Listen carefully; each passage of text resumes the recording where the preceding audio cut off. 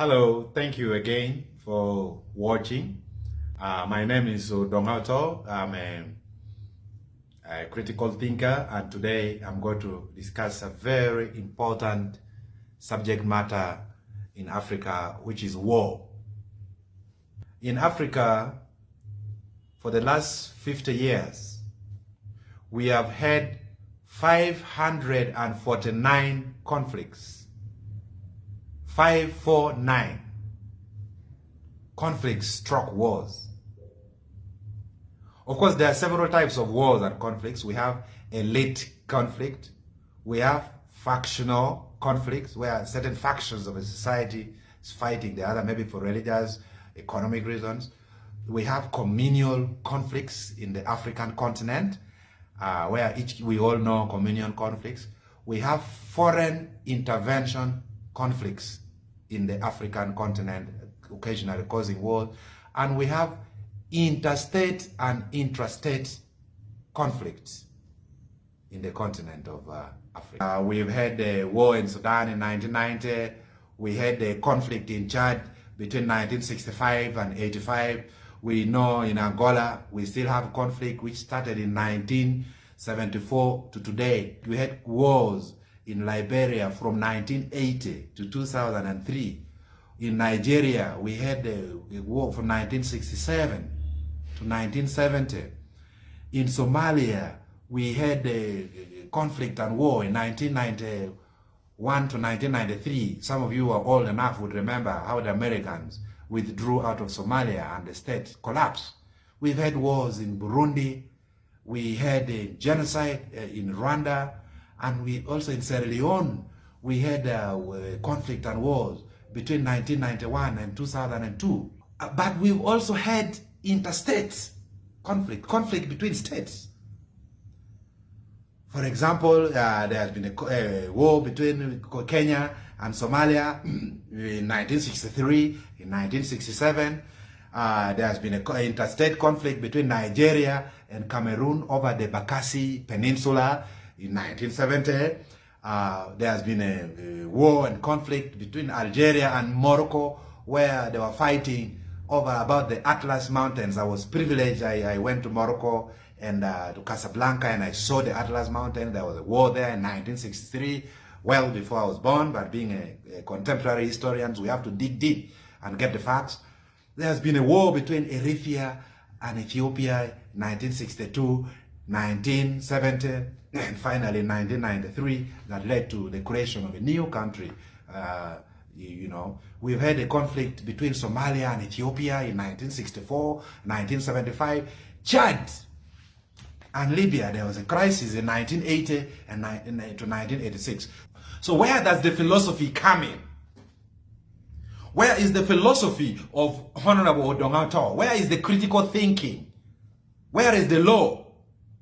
Why do we have to talk about this? Why are Africans killing themselves to that magnitude? This has come because of the colonial policy of divide and rule. The colonialists came to Africa, they divided the countries, they created countries after the 1884 Berlin Conference, where they divided Africa by a stroke of a pen. Some tribes were divided into two. The Iwe in Ghana, ethnic community in Ghana, the Iwe were divided between Ghana and Ivory Coast. The same Iwe group, which were one tribe under one king, were divided between Ghana and Togo. The Yoruba were divided between Nigeria and Benin. The Maasai in Kenya were divided between Tanzania and Kenya. The Acholi were divided between Sudan and Uganda. These are same tribes. The Exp0ses were divided between Uganda and Kenya. The Samia were divided between Uganda and Kenya. They divided the communities. Occasionally, I even joke that there are some ethnic groups where you have lunch in the sitting room and you have breakfast in the other part of the sitting room. The colonial boundaries went straight through their sitting rooms.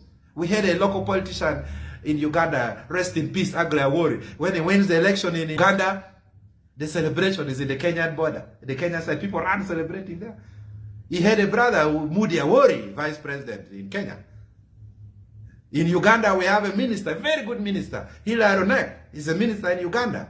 But because it's a border community, the brother is a permanent secretary in the government of South Sudan. So this shows how the European colonial powers divided the African community. But briefly, let's talk about the impact. What impact has these wars, intrastate and interstate wars, had on the African continent? Burundi civil war claimed 200,000 lives.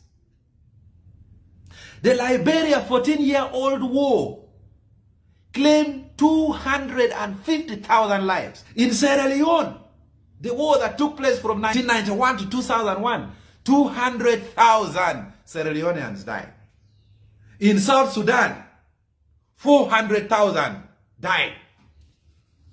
Where are we going as Africans? How can we break the chains of the war? You see, one thing that you don't know, war is a business. The Western powers, the superpowers, after the Second World War, they resolved never again to fight. Every time there is war, you hear a president in the US saying, America is going to war. We are going to war. They are not at war. They go somewhere and fight, and then they go back home. Now listen to this. War is a business for some people. As the world globalizes, so does the arms industry globalize. There are people who are smiling all the way to the bank. Big checks. There are people who profiteer from the misery of others. That is why Honorable Otto today is saying, Africa, let us break the chains and stop killing ourselves. It is someone else's business. Of course, those who manufacture arms, they have a philosophical argument that guns don't kill people. It is people who use guns to kill others. If you put a gun down there, is it going to shoot you and kill you? No, it is a human being who brings it. So for them, they manufacture guns. It is up to those who buy it to see what to do with the guns. And they're right. They have a case. But look at this. Look at the arms industry. USA makes 44% of its own revenue in arms dealings, international arms dealing. In one financial year alone, United States of America makes 220.6 billion shillings in selling arms to your government, and you kill with yourselves. Russia makes 17% of the global arms revenue. France makes 8%. UK makes 5%. And China makes 4%. Between 1998, listen to this. Between 1998, Honorable Dongato is telling me here, between 1998 and 2001, USA, UK, France, they earned more from selling arms, more money than the one they give you to aid, as aid. So people are carrying Porsche, made from America. The money they make from selling arms to you is more than what they give you as aid. Africans have to wake up. We got to break the chains of war.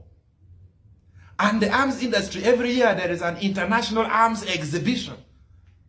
They invite your governments, your presidents, the military department, they go for international arms exhibitions to see the latest type of guns for killing others. They go with their ranks from year to year to see which guns they should buy. Others the barrel are like this, others the barrel are like this, others the barrel are like this. The last year's arms exhibition, you cannot believe what was being displayed there.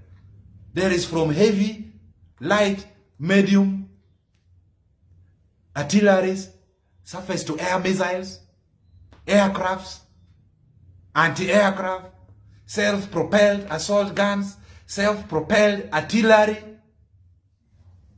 What is going on? I was involved in peace process between the Lord's Resistance Army and the government of Uganda. I went up to the bush to meet I met the leader of the Lord's Resistance Army, Joseph Kony.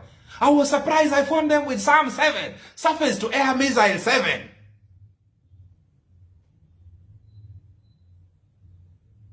So everyone has the arms, surface-to-air missiles 7 in the hands of a rebel group. not in the hands of a government. Oh, I now know why. The other day I was flying from Qatar to Spain. When they're flying over Africa, they go into the ocean. They fly from the European side, then they turn and come back because they know these guns are in illegal hands. There is a group called the Stockholm International Peace Institute, SIPRI. They have done their research and they say African government spends 41.2 billion US dollars in arms. How much is 41.2 billion US dollars? It's more than the budget of a whole country for health, education, for hospitals, for roads. It's more. Now look at these statistics. I want to show you so that we break the chains in Africa. The countries with the highest and the lowest expenditures in the continent. Countries that are almost at peace with itself, that buying arms and ammunition is not a priority to them. Sierra Leone, it's low. They spend 20.2 million US dollars in arms. The lowest, one of the lowest in the continent. Liberia, 15.1 million US dollars in arms and ammunition. Togo, 113 million US dollars in arms and ammunition.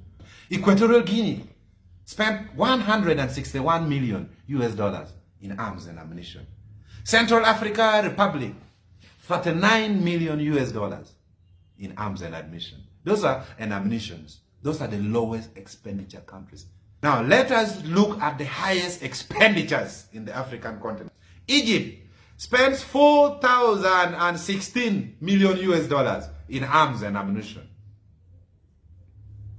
South Africa is the second biggest expenditure, has the second biggest military expenditure, 3,475 million US dollars. This is according to SIPRI, Stockholm International Peace Institute. South Africa.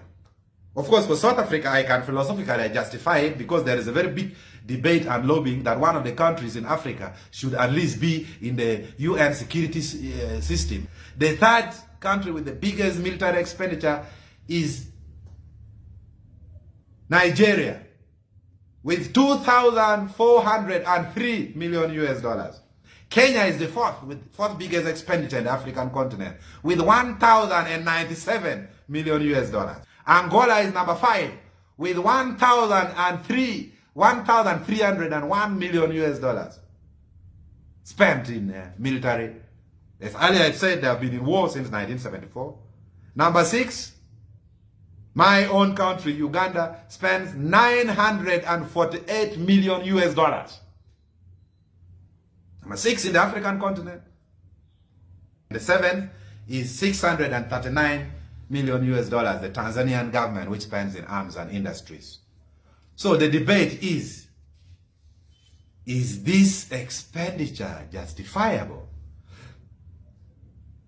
Are we not products of international lobbies for international arm manufacturing industries and farms? What is the way forward? Now the debate has to start. That's the first way forward. I've given you the figures. You can circulate this video. The debate has to start. What has happened to the Ubuntu? RIP Nelson Mandela. RIP Archbishop Desmond Tutu. There is a whole Ubuntu concept. You are because I am. We need to rethink and redefine the African philosophy of livelihood. So it's a call to order. We also need other traditional mechanisms of resolving conflicts. We need to entrench and empower them. This would be a subject of another debate for another day, which I'm doing a research on African traditional justice mechanisms. We have seen how a traditional justice mechanism, the Gacaca courts in Rwanda, has worked to restore sanity. So there is a need to popularize the traditional mechanisms of conflict resolutions, like the Matoput among the Luos, the Cholis of Uganda. Africa cannot afford to be at war. We need to critically think. We need to go back to the drawing board. But at the basis of this thinking, Honorable Otto says, don't forget that the arms industry is someone's business. They will always look for where to